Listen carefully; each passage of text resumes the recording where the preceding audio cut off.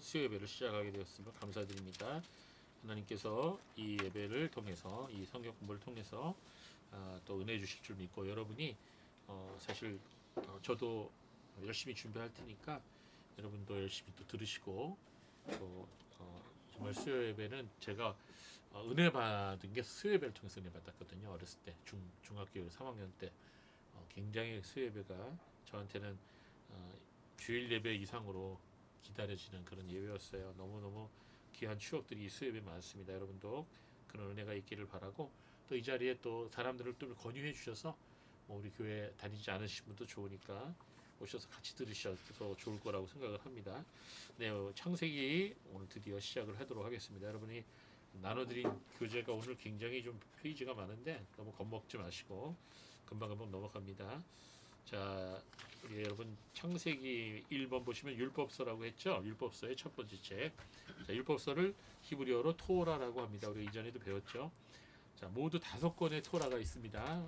창세기, 출애굽기, 레위기, 민수기, 신명기 이렇게 5권의 율법서가 성경에 있습니다. 그 중에서 첫 번째 책이에요. 창세기는. 자, 히브리 성경은 여기 여러분 교재에도 나오죠. 3가지 책으로 구성되어 있어요. 첫 번째가 토라죠. 토라 율법서. 그 다음이 느비임입니다. 자, 여러분 한번 따라해 볼까요? 느비임. 예, 느비임이라고 하는데 이거는 선지자를 나비라고 하거든요. 나비. 예, 펄펄 날아다니는 나비하고 발음이 같아요. 그 나비에서 나온 단어예요. 그래서 느비임 선지서라는 뜻이에요. 선지자들의 책 그런 뜻입니다. 그 다음에 이제 나머지가 케투빔이에요. 이게 성문서라 그래갖고 시편, 잠언 뭐 이런 책들이에요. 나머지 책들 이 3가지로 구성되어서 이 성경을 히브리 성경을 이루고 있습니다. 그래서 이 히브리 성경을 아주 간단히 줄여갖고 뭐라고 그러냐 바로 타낙이라고 합니다. 타낙 뭐라고요? 타낙 예, 타낙이라고 간단하게 불러요. 그래서 이렇게 이 타낙을 이렇게 써버리 이렇게 됩니다. 타낙 이게 타낙이에요. 이렇게 읽죠. 히브리어는 타낙. 예. 왜 타낙이냐? 토라의 첫 글자. 그다음 느비임의 첫 글자. 그다음에 케투빔의 첫 글자. 케투빔은 이제 이렇게 원래 쓰는데요. 이게 마지막 글자에 오면 이렇게 끝에가 쫙 내려가요. 예, 히브리어가. 요거 같은 글자입니다. 예, 케투빔. 그래서 이제 첫 글자만 따갖고 타낙이라고 이렇게 읽습니다. 예, 그렇게 해서 이게 이제 히브리 성경의 별명이에요. 별명. 이걸 좀 이렇게 길게 부르면 뭐라 그래요? 토라, 느빔과 케투빔 이렇게 부릅니다. 자, 케투빔 앞에다 와자를 붙이는 거는 와는 영어의 and라는 뜻이에요.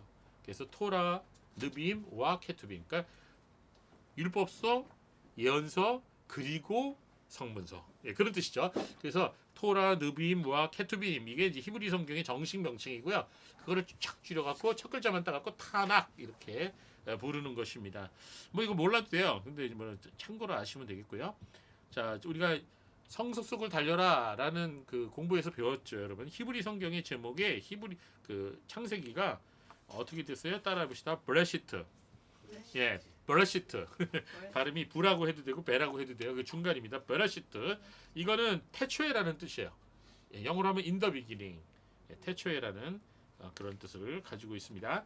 그래서 이제 그 우리 히브리 성경은 맨 첫 글자를 따갖고 그 이름을 붙이죠. 그다음 70인역 여러분 우리가 전에도 공부했죠. 예, 웨스트민스터 신앙고백 성경평 공부할 때 우리가 70인역이 뭔지를 공부했습니다. 기억 안 나시죠? 예, 그게 당연합니다. 70인역은 히브리어를 헬라어로 바꾼 거예요. 헬라어로 번역한 겁니다. 그래서 이 250 BC 22에 오시니까 주님이 오시기 전 250년에서 200년 사이에서 이 번역이 된 걸로 알려져 있습니다. 그래서 알렉산드리아라고 하는 도시가 있어요.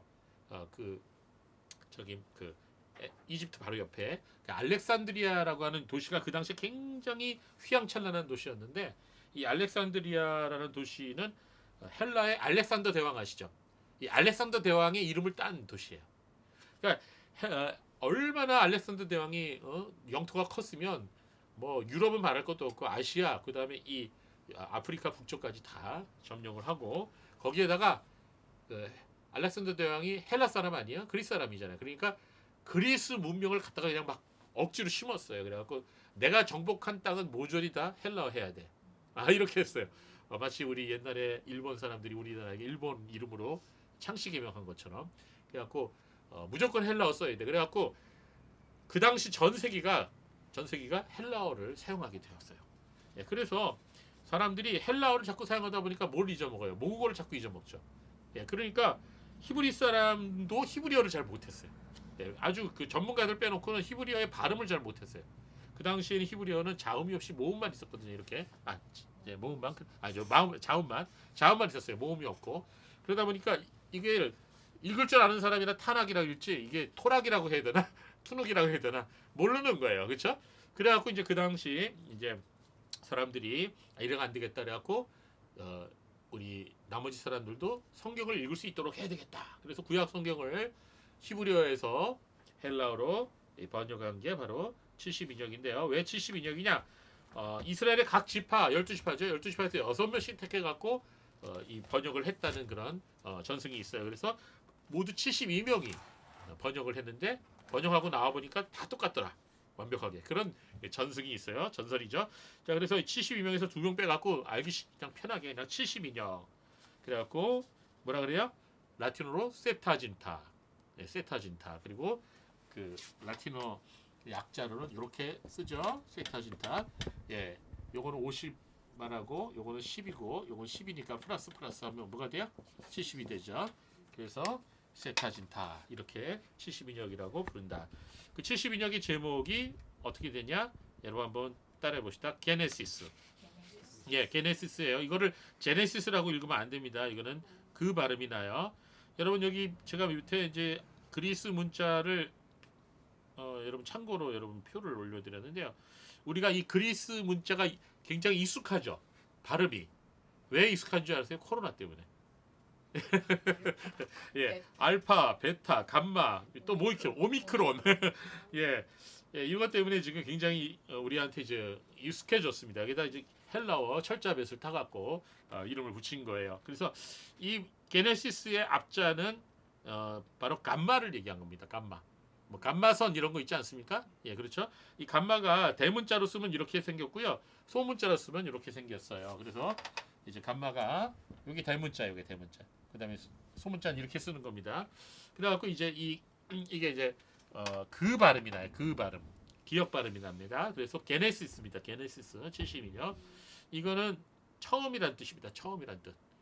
예, 그래서 그 의미로 그다음에 뻘게이도 아시죠? 이거는 뭐냐? 이거는 히브리어를 라틴어로 번역한 거예요.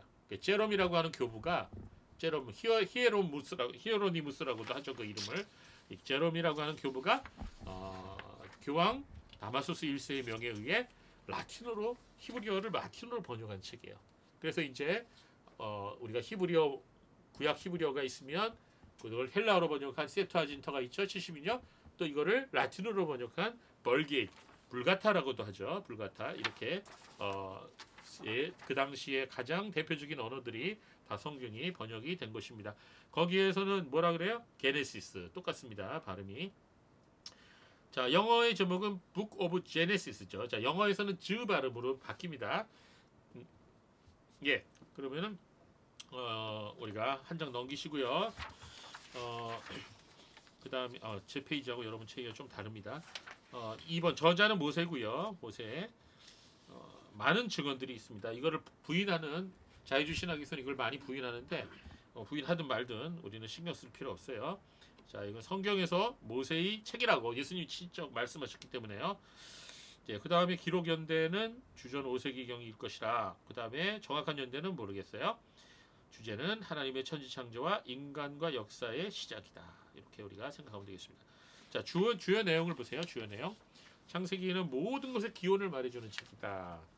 그래서 창세기는 우주 만물의 시작과 기원을 얘기해주고 인류 가운데 들어온 무서운 죄의 근원을 얘기해주고 하나님께서 그 죄 가운데 있는 인간을 구원하시는 구원 섭리의 시작이다. 네. 그 다음에 이제 창세기는 성경과 역사와 신학의 기초다. 이게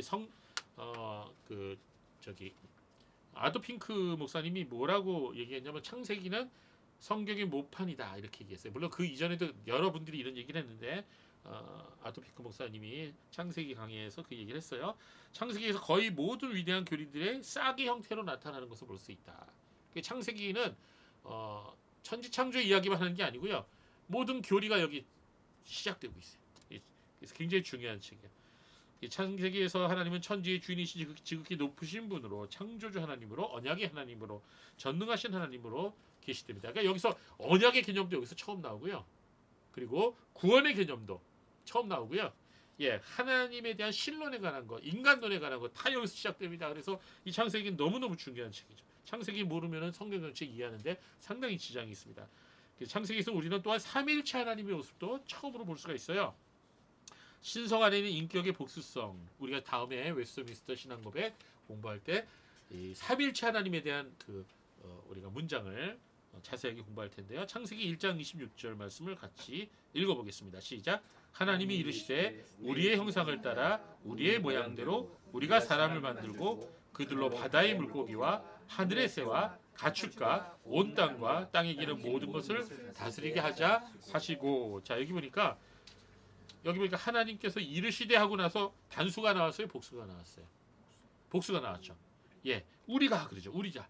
그래서 여기에서 이 말씀은 바로 이제 구약의 어느 학자들은 이건 천사들한테 이해하신 거다 이런 주장하는 사람도 있지만, 그러나 이것은 삼일체 하나님의 첫 번째의 모습을 표현해 준 것이다 이렇게 많은 분들이 말씀을 하고 있습니다. 자, 그 다음 보십시오. 예, 그 다음에 보시면 여러분 창세기 내용의 구조, 이거는 제가 성서 속을 단련할 때 알려드렸어요. 창세기는요 모두 50장까지 있는데요. 이 50장이 정확하게 12장에서 갈라져요. 그러니까 1장, 12장 2장과 12장 이후로 갈라지는데, 그래서 12장이 굉장히 중요한 장인데, 왜냐하면 아브라함이 나오기 시작하거든. 자, 아브라함을 중심으로 아브라함 이전 역사와 아브라함 이후 역사로 나눠집니다. 그래서 아브라함 이전 역사는 1장부터 11장까지, 거기에 중요한 내용은 천지창조, 인간의 타락, 그리고 홍수의 심판, 노아의 홍수, 그 이야기가 6장에서 9장까지 나오죠. 그 다음에 민족이 흩어지고 언어가 갈라지고 바벨탑이 세워지는데 바벨탑이 중단되죠. 거기까지가 이제 11장이에요. 자, 그 다음에 12장부터는 네 사람의 족장 이야기가 나와요. 그래서 그 네 사람의 족장이 누구죠? 아브라함, 이삭, 야곱, 요셉. 예, 이렇게 4명, 4대에 걸친 족장 이야기가 12장부터 50장까지 나와요. 이 창세기 구조는 이렇게 단순해요. 예, 금방 알 수가 있어요. 그리고 여러분에게 숙제를 하나 내드릴게요. 숙제 검사는 안 합니다. 걱정하지 마시고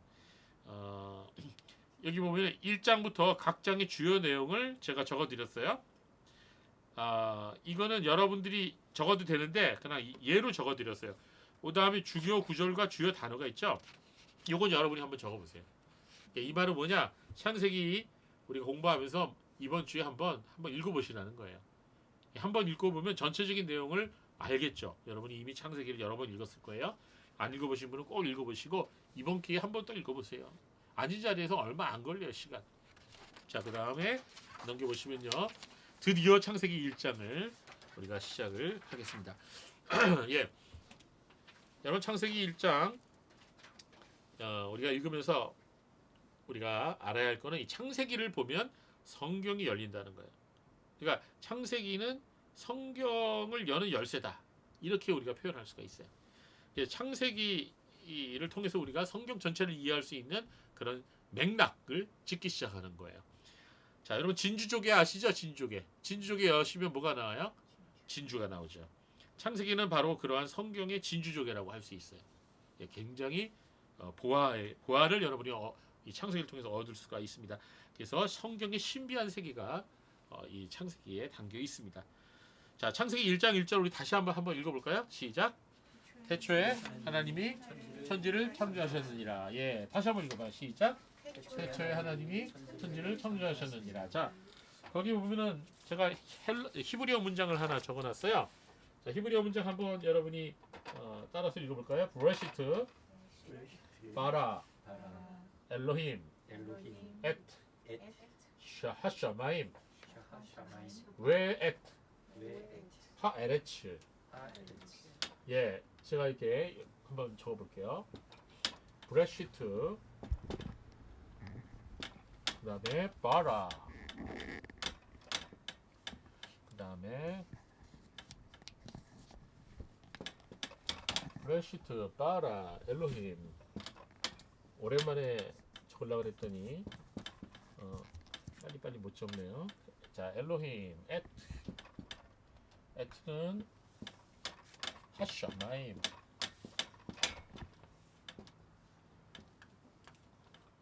하샤마임. 자, 그리고 왜 에티, 하, 에레치.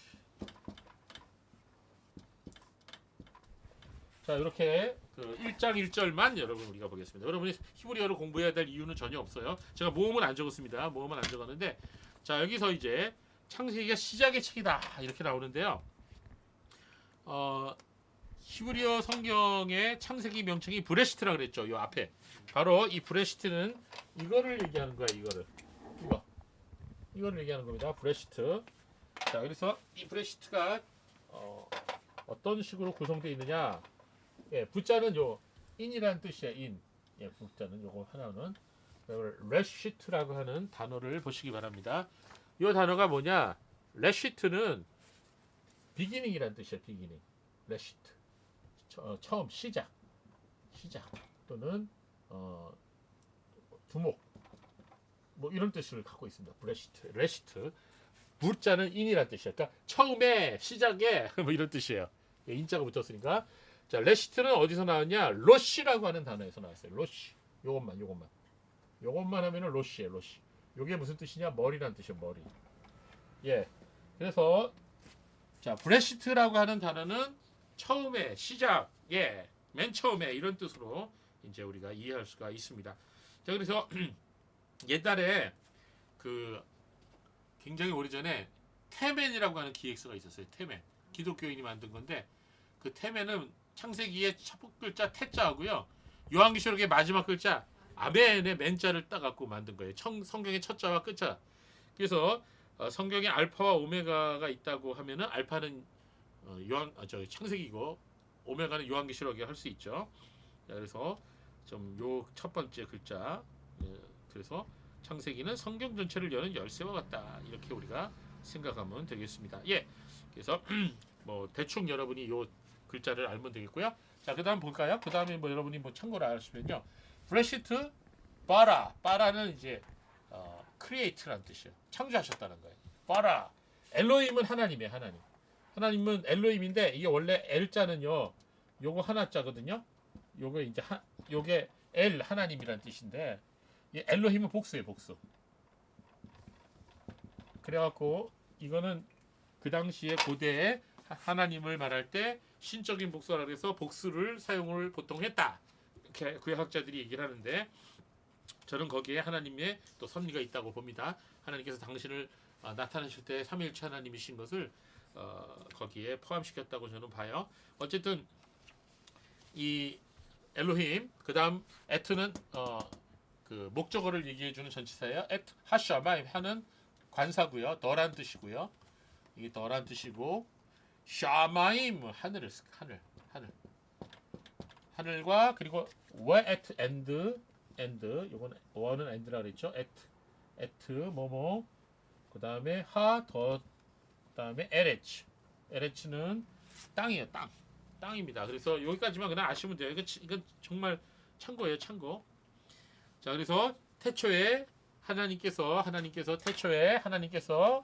하늘과 땅을 창조하셨다. 예, 이렇게 우리가 보면 되겠어요. 예, 그래갖고 옛날에 제가 그 전도할 때 그 팬토마임을 했거든요. 팬토마임 얼굴에 칠하고. 예, 그래서 태초에 하나님께서 하늘과 땅을 창조하셨습니다. 이렇게 하면서 전도한 적이 있는데, 자, 그다음 보겠습니다. 창세기는 창조주 하나님에 대한 진리의 선포이며 신앙 고백입니다. 자, 여러분 어떤 책이든 그 맨 앞에 뭐가 있죠? 딱 표지를 넘기면 서론이 머릿말 그런 게 있죠? 설명이 있어요. 그러나 창세기에는 서론이 없어요. 창세기는 단지 선언만 있어요. 뭐라고 선언했어요? 태초에 하나님이 천지를 창조하셨다. 창세기 1장 1절에는 하나님의 존재를 증명하기 위한 어떤 존재 증명도 나오지 않습니다. 어떤 논증도 나오지 않아요. 다만 하나님의 존재를 믿음으로 받아들여야만 하는 사실로 선언하고 있어요. 여기는 설명도, 논증도, 변명도, 설득도 없어요. 이 말씀에는 그 대신 놀라운 신비로운 권세가 있죠. 엄청난 진리에 대한 선포예요. 그러나 거기에는 천지를 창조하신 하나님에 대한 사랑과 고백과 믿음이 담겨 있습니다.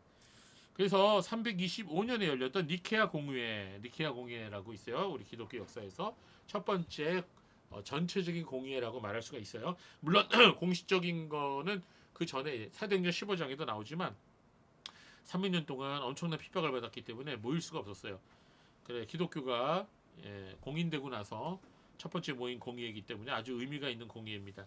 이 니케아 공의회에서 마지막 뭘 고백했냐면 니케아 신경, 니케아 신경을 고백했습니다. 그 니케아 신경 어떻게 시작하고 있냐? 우리 한번 같이 읽어볼까요? 파란 글씨 시작. 우리는 하늘과 땅 그리고 모든 보이는 것과 보이지 않는 것을 지으신 한 분, 전능하신 아버지 하나님을 믿습니다. 멋있는 아주 멋있는 표현이에요. 어떻게 보면 사도신경보다 더 멋있는 표현이에요. 자, 이렇게 했고요. 사도신경에서 또 우리가 고백을 하죠. 매주마다 우리가 고백하지 않아요? 전능하사 천지를 만드신 하나님 아버지를 내가 믿사오니. 자, 이게 어디서 나온 거예요? 창세기 1장 1절에서 나온 거예요. 창세기 1장 1절의 말씀을 그대로 내가 신앙 고백으로 하는 거예요. 자, 이 고백이 있으면 그리스도인이고 이 고백이 없으면 그리스도인이 아니에요. 그래서 여러분 우리가 하나님이 천지를 창조하셨다는 것을 믿는다면, 이걸 선포하고 믿는다면 더 이상 믿지 못할 게 뭐가 있겠어요? 그렇죠? 하나님이 천지 우주를 창조하셨다는 걸 여러분 믿으세요? 진짜 믿으세요? 그러면 여러분 친구가 지원이 친구가 야 너 하나님 믿냐? 라고 물을 때 하나님 믿는다는 말이 어떤 뜻이냐면 지원아 너 하나님께서 천지를 창조하신 걸 믿냐? 이렇게 물어보는 거예요. 지원이 믿어? 믿지? 믿는데 그게 바로 지원이가 성도라는 것을 말해주는 거예요. 나는 크리스찬이다. 나는 그리스도인이다. 이걸 얘기해 주는 거예요. 해나는 물어본 걸 할게. 자, 내가 예수님을 믿는다라고 하는 말은 뭐예요? 내가 하나님을 믿는다는 말은 하나님이 천지를 창조하셨다는 걸 믿는 거예요. 그러니까 창세기 1장 1절을 믿는다는 거예요. 무슨 말인지 아시겠죠? 그런데 하나님이 천지를 창조하신다는 걸 믿는다면 믿지 못할 게 뭐가 있겠습니까? 예수님이 보리떡 5개와 물고기 2마리로 5,000명을 먹이시고 12광주를 남기셨다. 믿어요 안 믿어요? 그게 여러분 솔직히 말합시다. 보리떡 5개로 물고기 2마리로 5,000명 먹이고 12광주를 남긴 게 더 큰 기적입니까? 아니면 천지를 창조하기 더 큰 기적입니까? 어느 게 더 큰 기적이죠? 왜 대답이 없으시냐? 비교가 안 되죠. 비교가 안 돼, 비교가. 그러니까 우리가 성경에 있는 모든 기적은 바로 창세기 1장 1절을 믿음으로써 다 믿어지는 거예요. 아멘? 맞습니다. 자, 과학자들은 지금도 우주의 기원을 알려고 생명이 어떻게 시작되는지 그 비밀을 알려고 애쓰고 있죠. 그러나 성경은 진리를 선포합니다. 진리는 긴 설명이 필요 없어요. 여러분 있잖아요. 너 했어 안 했어? 이렇게 물어보는데 막 변명이 많고 말이 길어지잖아요. 그 말은 무슨 말이에요? 나쁜 짓 했다는 거예요. 너 훔쳤어 안 훔쳤어? 마찬가지야. 그래갖고 민주당은 계속 말이 많잖아요. 아니요 하나만 딱 하면 되는 거 아니에요, 그렇죠? 한동훈이처럼. 근데 괜히 말이 많아. 왜? 거짓말을 지어내려니까 말이 많은 거야, 그렇지? 맞아요. 그래서 진리는 긴 설명이 필요 없어요. 사실은 그 사실 자체로 족한 거예요. 진리야 멀수록 설명이 길어지는 거예요. 여러분도 사람 앞에서 그냥 변명할 필요 없어요. 그럼 예면 예요, 아니면 아니야 이렇게 얘기하는 거예요. 그리고 진리는 논쟁하거나 토론하거나 설득할 필요가 없습니다. 오직 선포될 뿐입니다. 성경은 말합니다. 태초에 하나님이 천지를 창조하셨다. 이것이 진실이고 이것이 진리입니다. 어떤 사람이 성경을 읽기로 작정하고 펴서 읽기 시작했는데 구약 창세기 1절 1절을 읽었어요. 태초에 하나님이 천지를 창조하시니라. 어떻게 했어요? 덮어버렸어요. 왜? 도저히 못 읽겠는 거예요. 왜? 이 거짓말인 걸 그 사람한테는. 그게 안 믿어지는 거예요. 자, 여기서 딱 막히는 거예요. 더 이상 나가지 못하는 거죠. 도무지 이 말씀 믿어지지 않기 때문에. 여러분 믿어지세요? 그렇다면 복된 거죠. 복 받은 거예요. 믿는 자에게 복이 있는 거죠. 왜? 구원이 있기 때문이죠. 창세기 1장 1절은 신자와 불신자를 가르는 선과 같습니다. 여기서 갈라지는 거예요. 그죠? 신자는 이 말씀이 믿어지고 불신자는 이 말씀 받아들일 수 없어요. 이 구절 하나만 가지고도 우리는 하루 종일 묵상할 수 있어요. 너무나 놀라운 은혜가 이 창세기 1장 1절에 있는 것입니다. 자, 그러면 이 창세기 1장 1절이 주는 메시지가 무엇이냐? 그거 한번 살펴보겠습니다. 여기서 이제 굉장히 중요해요. 여태까지는 좀 강의 같았죠? 예. 1장 1절이 주는 메시지, 이 성경의 이 첫 장의 구절은 두 가지 사실을 우리에게 보여주고 있는데요. 첫 번째는 하나님이 살아계시다는 걸 우리에게 보여줘요. 그렇죠? 천지를 창조하신 분이 계시다는, 살아있어야 천지를 창조하시지 죽은 신이 어떻게 창조하나, 그렇지? 예. 그다음 두 번째는 살아계신 하나님에 의해서 모든 것이 시작됐다는 걸 얘기해주고 있어요. 이 두 가지 놀라운 사실을 우리에게 보여주고 있어요. 첫 번째, 하나님이 살아계신 하나님이시다. 창세기 1장 1절은요, 다음과 같은 사실을 말해주고 있는데 세 가지를 부인합니다. 세 가지. 세 가지. 첫 번째는 뭘 부인해요? 무신론을 거부합니다. 예. 창세기 1장 1절을 믿는 사람은요, 무신론을 거부합니다. 하나님의 존재를 당연한 사실로 여기서 전제하기 때문이죠. 그렇죠? 두 번째, 유물론을 배격합니다. 하나님과 그가 창조한 물리적인 창조 세계 사이를 구별하죠. 유물론은 뭐예요? 물질이 모든 것의 근본이죠. 그렇기 때문에 유물론은 신의 존재를 인정하지가 않죠. 유물론에서 공산주의가 나오지 않았어요? 그렇죠? 예. 이 유물론을 배격합니다. 창세기 1장 1절은. 세 번째, 범신론을 또한 허물어뜨리는 거예요. 범신론이란 뭡니까? 신이 있기는 있는데 모든 만물 안에 들어가 있고 만물이 곧 신이다, 이렇게 얘기하거든요. 물질과 만물이 신이다. 필연적으로 인격적인 하나님의 필요성을 전제하기 때문인데 범신론에는 인격적인 하나님의 개념이 없어요. 그래서 우리가 뭡니까? 얼굴 시퍼렇게 나오는 그 괴물 같은 존재가 나오는 SF 영화 있죠. 아바타. 예. 아바타가 보면 그 범신론적인 그런 개념이 거기 안에 들어가 있어요. 이건 인격적인 하나님과는 거리가 멉니다. 자, 그다음 보겠습니다. 자, 우리는 또한 창세기 1장 1절에 다음과 같은 사실을 또한 말해주고 있습니다. 즉, 하나님은 태초 이전에 영원전부터 계셨음을 말해주고 있다. 우리가 나중에 시간 개념에 대해서 우리가 더 공부하겠지만, 아구스티누스가 지은 고백록에 보면 뒤편에 가면 시간의 개념에 대해서 아주 깊게 우리에게 말해주고 있는데요. 우리가 이제 하나님은 그 시간 이전에, 태초 이전에 존재하고 계셨음을 말해주고 있습니다. 두 번째, 하나님께서는 아까도 얘기했듯이 인격적인 존재이시다. 인격적인 존재라는 게 뭐예요? 대화하고 교제할 수 있다는 거죠. 그렇죠.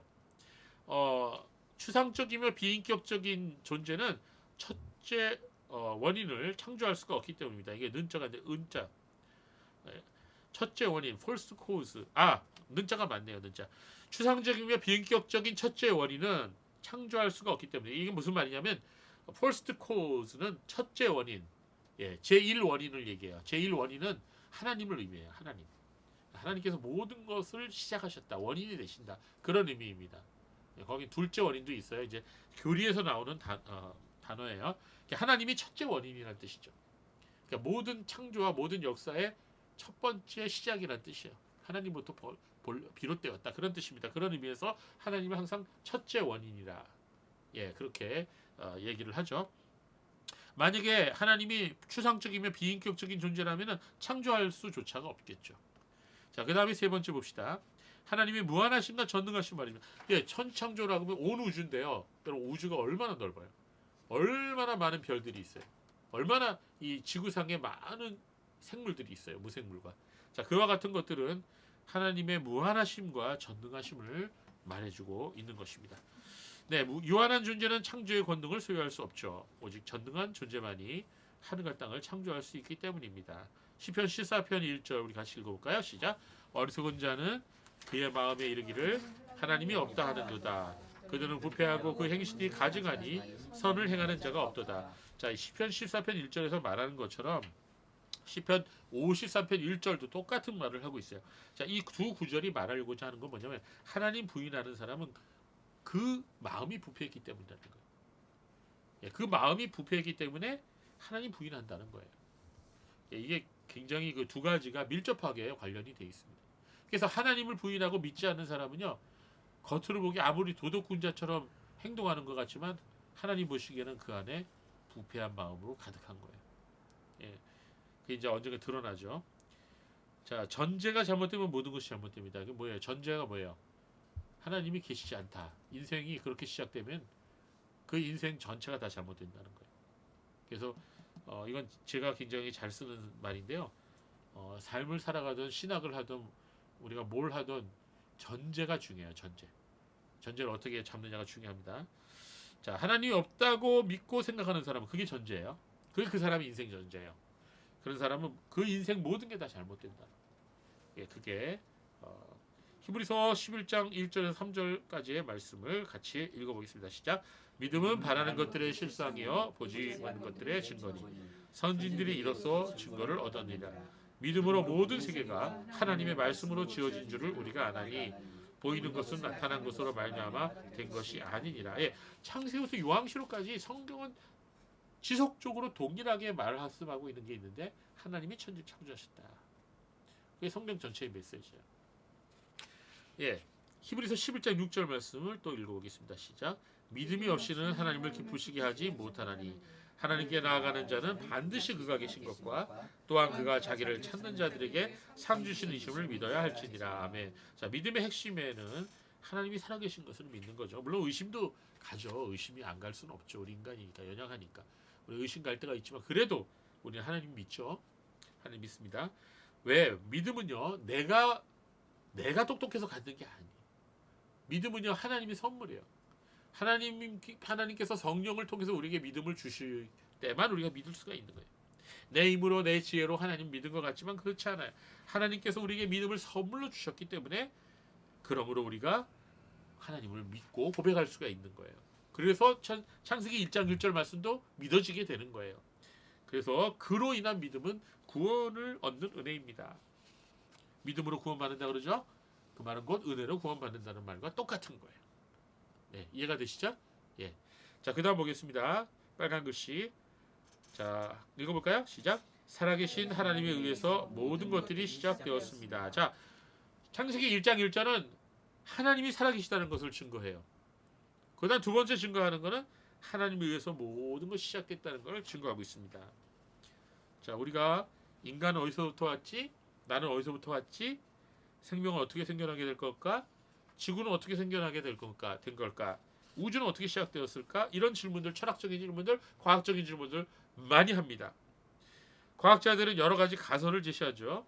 뭐 빅뱅 이론이라든지 또는 뭐 우연히 물이 생성되고 그 물에서 아메바라고 하는 또는 아메바 같은 그런 아주 초기 원생 동물이 원생 생명체가 생겨나기 시작해서 그것이 세포가 되고 그래서 오늘날 이런 고등 생물까지 진화하게 되었다. 이렇게 진화론이라고 하는 엉뚱한 이론을 가설을 제시합니다.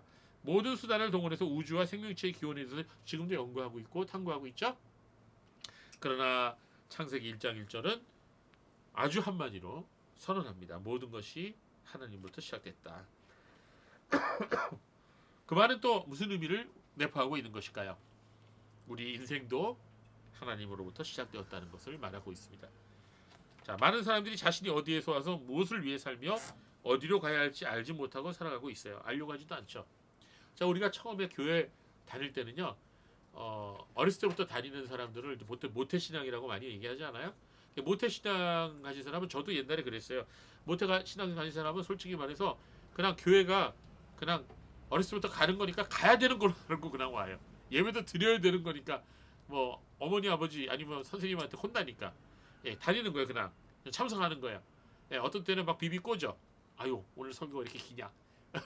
그래서 굉장히 힘들어해요. 그런데 그러다가 갑자기 내 자신이 하나님의 살아계심을 알게 돼요. 하나님 은혜로죠. 어느 날 갑자기 하나님이 나를 사랑하신다는 걸 알게 돼요. 내가 죄인이라는 걸 깨닫게 돼요. 그게 언제인지 잘 모르겠어요. 사람마다 틀려요. 그러면은 그냥 닭똥 같은 눈물 흘리고 하나님 앞에 아무도 안 보는데 찾아가서 기도하죠. 내가 먼저 하나님께 기도하죠. 그 전까지는 얼마나 힘들어요. 기도하는 것도 힘들고 성경 읽는 것도 힘들죠. 근데 그 순간이 와요. 그 순간이 옵니다. 언제 올지 모르지만 와요. 그러고 나면 그의 신앙의 삶 자체가 완전히 바뀌는 거죠. 그 전까지는 내가 어디서 와서 뭐 하나님이 날 창조하셨다고는 들었는데 그 실감이 안 나는 거야. 무엇을 위해 살아야 되는지는 더 몰라. 난 뭐 하지? 뭐 해서 밥비를 먹고 살지? 뭐 이런 고민을 하죠. 그러다가 내가 앞으로 어디로 가는 거야? 내 인생 어떻게 되는 거야? 예, 인생의 목적과 방향을 알 수 없는데 하나님을 알고 나서는 그게 모든 게 다 분명해져요. 모든 게 다. 자, 그게 바로 창세기 1장 1절을 우리가 경험하는 거예요. 그래서 우리가 창세기 1장 1절은 그냥 눈으로 보고 머리로 그냥 인지하고 되는 게 아니고 이 말씀이 내 안에 실제적으로 다가와서 믿어질 때, 내가 하나님을 인격적으로 만날 때, 그때 이 말씀은 나를 흔들어 놓습니다. 나의 인생 전체를 송두리째 바꿔놓죠. 창세기 1장 1절은. 그래서 귀한 말씀인 것입니다. 자, 우리 인간은 그 누구도 예 없이 우리 생명의 근원이시며 첫 출발인 하나님께로 돌아와야 됩니다. 그래서 여러분 우리 특히 우리 자녀들에게 꼭 읽히라고 말씀드리고 싶은 그 책들이 위인전들이에요. 무디 목사님의 생애, 뭐 아니면 뭐 우리가 허스 테일러 선교사님의 생애, 이런 그 조지 뮬러의 생애, 이런 그 전기를 꼭 읽으라고 말씀드리는. 그리고 나서 꼭 읽으라고 하는 게 전기라고도 할 수 없고 참 애매하지만 어거스틴의 고백록, 아우구스티누스의 고백록 꼭 읽으라고. 근데 그 책이 조금 어려워요. 첫 부분은 쉬운데 뒷부분으로 갈수록 조금 어려워요. 어쨌든 그 책을 읽으라고 제가 권유하고 싶은데, 그 책에 이런 서두에 이런 말을 합니다. 하나님께서는 우리 인간을 위해서 우리 인간을 당신을 위해서 창조하셨기 때문에, 하나님의 형상대로 창조하셨기 때문에 우리는 하나님의 품에 안길 때까지 마음의 안식을 찾지 못합니다. 그런 유명한 말을 했어요. 그 말은 뭐냐면 우리가 하나님께로 돌아가기 전에는요, 우리 인생이 다 불안해요. 항상 불안합니다.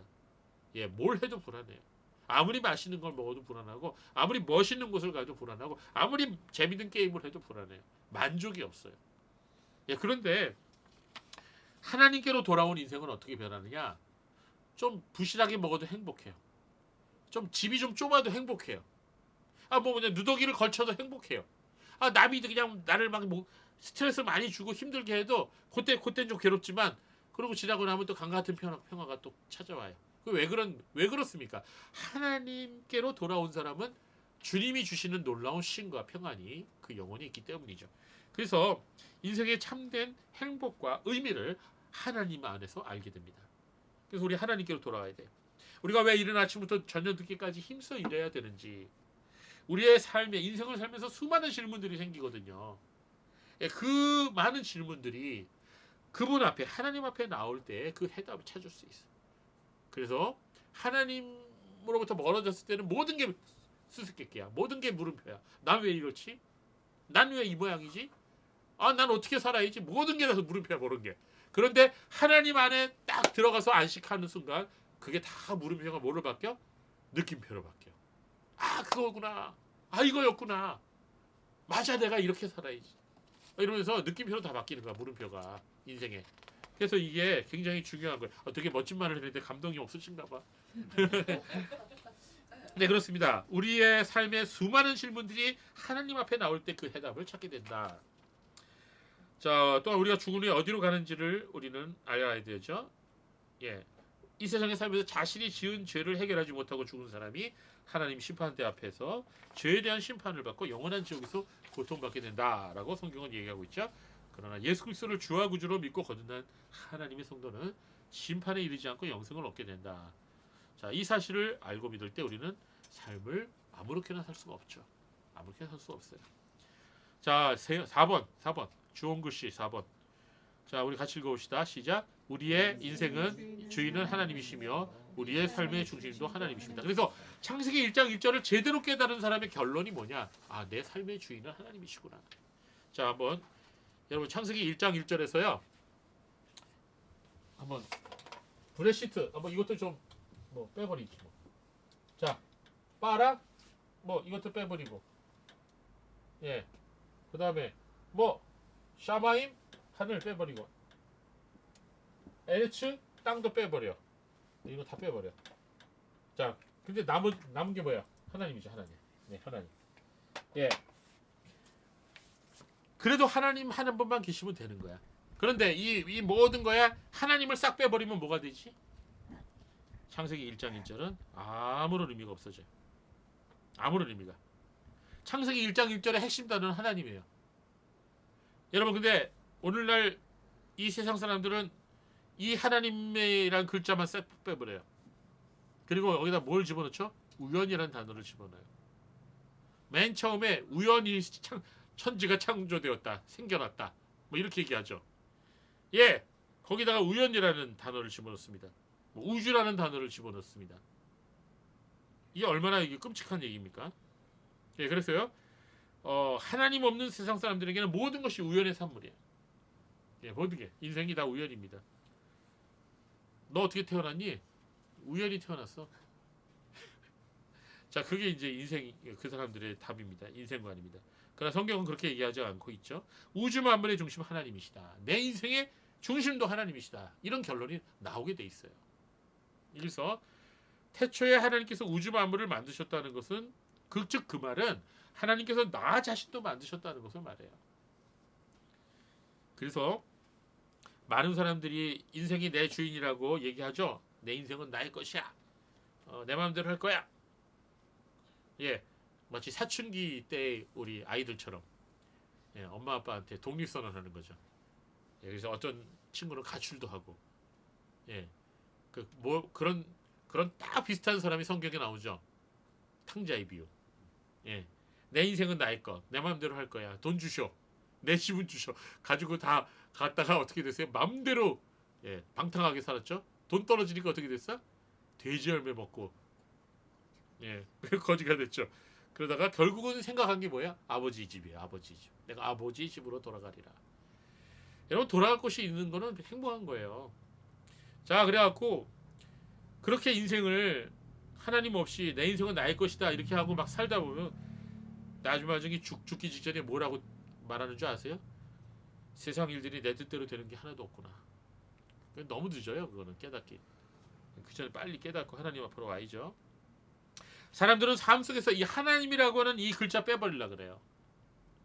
하나님 중심에서 내 중심으로 내가 인생의 주인이 되어 살려고 하죠. 그러나 바로 거기서부터 모든 인생의 불행이 시작되는 거예요. 자, 오늘 여기 나오는 우리 자녀분들 특히 이 말씀이 굉장히 중요합니다. 인간의 모든 문제는 하나님 중심에서 인간 중심으로 바뀐 데부터 시작되는 거죠. 자, 인간에게 오는 최대 유혹이 뭘까요? 뭐 성적인 유혹이야? 돈의 유혹이야? 뭐의 유혹일까? 뭐 아이돌처럼 유명하게 해줄게, 아이유처럼 유명하게 해줄게. 마귀가 그거 하면은 여러분 덥석 받아들이겠어요? 예? 그 대신 하나님 믿지 마. 받아들일 거 안 받아들일 거요. 아이유처럼 되게 해주겠다니까. 저희들한테는 아무 의미가 없지만 이제 우리 요새 10대 소녀들한테는 굉장한 유혹이 아닙니까? 예? 인간의 최대 유혹은요. 하나님 계시는 자리에 오르는 게 최대 유혹이에요. 곧 신이 되는 거.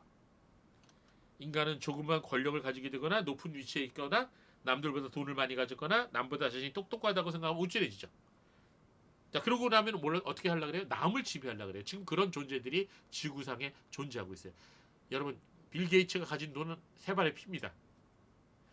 빌 게이츠가 가진 재산보다 수십만 배나 더 많은 재산을 갖고 있는 존재들이 있어요. 그 존재들이 우리 인류의 역사를 쥐락펴락하려고 합니다. 뭐 컨트롤하려고 그러는 거예요. 그러니까 돈이 많거나 권력이 많으면 뭐예요? 지배하려고 그래요. 그게 인간의 본성이에요. 이게 뭐예요? 신이 되려고 하는 유혹이에요. 다른 사람들을 지배하고 종으로 만들려고 하죠. 그래서 인간이 좋아하는 말이 뭐예요? 정복이에요. 정복. 누구를 정복한다. 그리고 되고 싶은 게 뭐예요? 영웅이에요. 영웅. 아니 미국의 드라마 보세요. 제일 좋아하는 단어 하나 나오죠. 히어로. 영웅 되는 거 너무 좋아해요. 영웅 되면 뭐예요? 사람들이 다 자기를 우러러 보잖아. 그렇죠? 그 느낌은요. 사람이 이 세상에서 뭐 성적인 쾌락보다 몇천 배, 몇만 배 더 그 짜릿하대요. 모든 사람이 날 우러러 보는 게.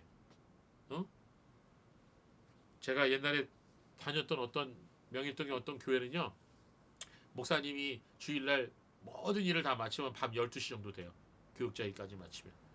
그러면 교육자실에서 문을 딱 열고 나오면 저기 찰 때까지 양쪽에 마치 홍해에 가른 것처럼 장로님, 권사님, 안수집사님들이 쫙 서 있어요.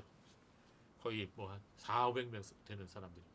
그러면 이제 목사님이 흰 두루마리 같은 걸 입고서 딱 지나가면은 목사님 그래 할렐루야 할렐루야 할렐루야 그러면서 차에 딱 들면 장로님들이 딱 따라가고 부목사님이 딱 따라가고 저기 안 보일 때까지 90도로 쫙. 어디서 많이 본 것 같죠? 조폭이야 조폭. 누구라고 얘기 안 하겠습니다. 저도 거기 있었으니까. 자 여러분, 이게 이제 그 사람이 누리는 그런 어떤 짜릿한 그 쾌감이라는 거죠. 사람이 지배하는 그 기쁨, 이 최고로 올라간다는 거, 그 굉장한 거죠. 바로 이게 이제 마귀의 유혹입니다. 마귀의 유혹. 내가 그거 줄 테니까 너 영혼 줘, 이런 거예요. 예. 그래서 땅을 정복하고 나라를 빼앗고 사람을 노예화시키죠. 권력 있는 사람들이. 자, 휴머니즘이라는 단어 굉장히 좋아요. 인간 중심이라는 거, 인간을 귀중히 여긴다는 거 굉장히 좋습니다. 휴머니스트 얼마나 멋진 말입니까, 그렇죠? 그런데 인간이 가진 세상 중에서 가장 위험한 세상 중 하나가 바로 이 휴머니즘인데요. 왜 그러냐면 인본주의라고도 할 수 있는데 개념이 좀 틀리지만 인간 중심의 사상이 휴머니즘이 너무 강하게 되면, 강조하게 되면 하나님 자리마저도 빼앗으려고 그래요. 그래서 인권은 존중돼야 되지만 그러나 인간을 하나님 자리에까지 올려놓으면은 인간은 완전히 타락하게 됩니다. 악한 사람은 의로운 사람 싫어하죠. 그래서 정의로운 사람 옆에 가면 싫어해요. 비교되니까. 죄인은 하나님을 환영하지 않습니다. 그래서 예수님 말씀하신 대로 악인이 하나님께로 나오지 아니한 거예요. 왜? 자기의 죄가 드러날까 봐. 그래서 하나님을 멀리 몰아내려고 그래요. 인간은 그래요, 원래. 하나님 앞에 나아가면 나갈수록 내 죄가 다 드러나기 때문에 불편해하는 거죠. 그래서 하나님 없다고 부인하는 것입니다. 그래서 시편 14편 1절에 아까도 읽었듯이 어리석은 자는 그의 마음에 이르기를 하나님이 없다 하는다. 자, 하나님이 없다고 말하는 사람의 마음 자체가 부패했기 때문에 그렇다 그랬죠. 예, 그 사람이 하나님 앞에 행실이 옳지 않기 때문에, 마음이 부패했기 때문에. 그러나 하나님 앞에 두 손 들고 나오는 사람은 하나님께서 그 죄를 예수님의 피로 깨끗이 씻어주시죠. 죄를 전혀 지으지 않은 사람처럼 깨끗게 해주십니다. 예, 그래서 하나님을 경외하는 것이 지혜의 근본이고, 우리는 하나님 거부해서는 안 돼요.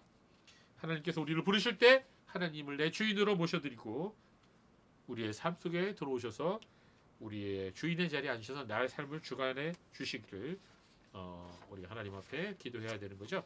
자, 이게 진정한 행복의 시작입니다. 그래서 성경에 그와 같은 초청의 말씀이 있어요. 이사야 55장 말씀인데, 이 이사야 55장은 너무너무 좋은 말씀들이 많은데 6절 7절 그 전에 있는 말씀도 너무 좋은데 6절 7절을 같이 읽어보도록 하겠습니다. 시작. 너희는 여호와를 만나면 할 때에 찾으라.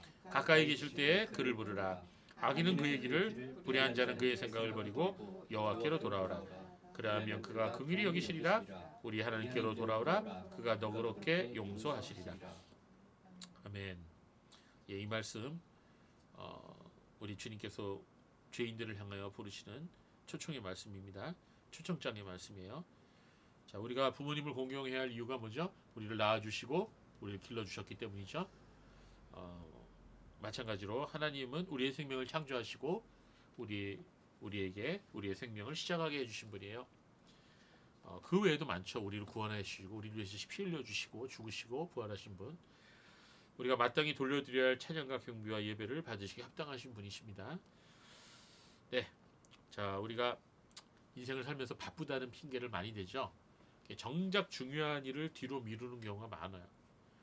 바쁜데 왜 중요한 일을 뒤로 미룰까요? 그러면 뭘까요? 중요하지 않는 긴급한 일에 그냥 노예가 돼갖고 이것저것 하다 보면 정작 중요한 일 하나도 못하고 바쁘기만 한 인생을 살게 되는 거죠. 그러면은 알맹이 없는 껍데기 인생을 사는 거예요. 그 무엇보다 중요하고 시급한 일은 바로 하나님을 만나는 거예요. 예, 그거는 오늘 당장에 밤을 새서라도 하나님 만나는 게 더 시급해요. 예, 그래서 중요한 겁니다. 하나님 만나야 되고 하나님 알아야 돼요. 왜? 우리가 하나님 만나고 하나님 아는 만큼 우리 인생은 달라지기 때문입니다. 하나님이 누구신지, 하나님이 우리를 위해서 어떤 일을 행하셨는지 알아야 돼요. 그때 놀라운 변화가 우리 안에 주어집니다. 우리 힘으로 만들 수 없는 변화예요. 이 수요예배가 여러분에게 그런 경험의 시간이 되기를 바랍니다. 이 시간에 말씀을 들으면서 하나님을 하나씩 하나씩 알아가시기 바라요. 그리고 이 오늘 들은 말씀을 꼭 집에 가셔서 여러분 혼자 있을 때 하나님 앞에 무릎 꿇고, 무릎 꿇지 않아도 좋으니까 하나님 앞에 기도하면서 하나님과 대화하시기 바랍니다. 하나님, 내가 들은 이 하나님에 대한 이 소식이 정말인지 내게 알려주세요. 내가 하나님을 정말로 알고 싶습니다. 이렇게 여러분이 기도하시기 바랍니다. 그리고 수요일은 한 주간의 허리라 그러죠. 중간에 위치해요.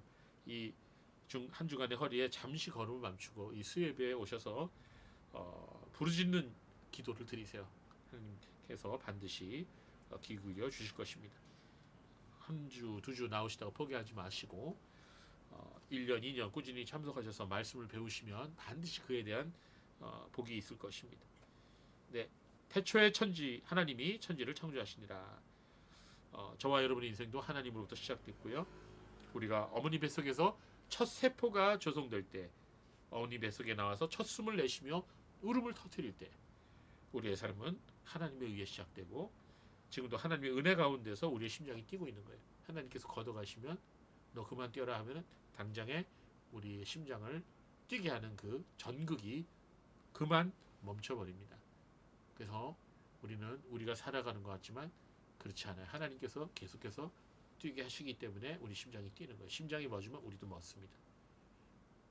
그래서 우리는 하나님의 은혜를 항상 잊지 말아야 하는 것입니다.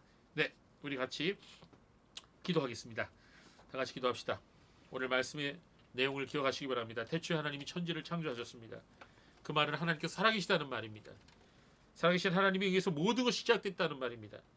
그 말은 곧 우리의 인생도 내 삶도 하나님으로부터 시작되었고 지금도 하나님이 내 인생 내 생명을 연장시켜 주시고 유지시켜 준다는 말입니다.